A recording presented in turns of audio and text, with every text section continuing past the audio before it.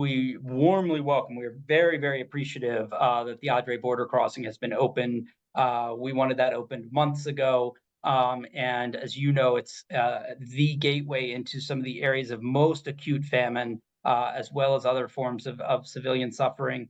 The TNA border was always an enormous waste of money, a waste of fuel, and a waste of time to get the food back around to where many of those most in need were there. But we are glad that it's open. We need to see that translated into trucks coming across and getting to the people who need it.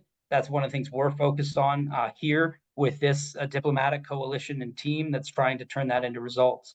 The situation in Kordofan and Blue Nile and in the south, we see as very, very serious, as we do the situation in Omdurman and Sinnar and so many other areas that are suffering both the shelling and the famine.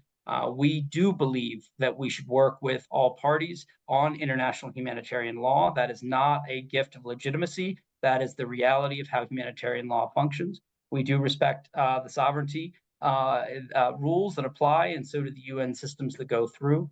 And we actually share a very deep concern about weapons coming into the country, and particularly into the Darfur area. But the truth is that is a separate conversation from what we've seen so far. So we need to understand that food and medicine should be able to access all 18 states of Sudan across borders and across lines. That is consistent with commitments both parties have already made under the Jeddah Agreement, in addition to international humanitarian law.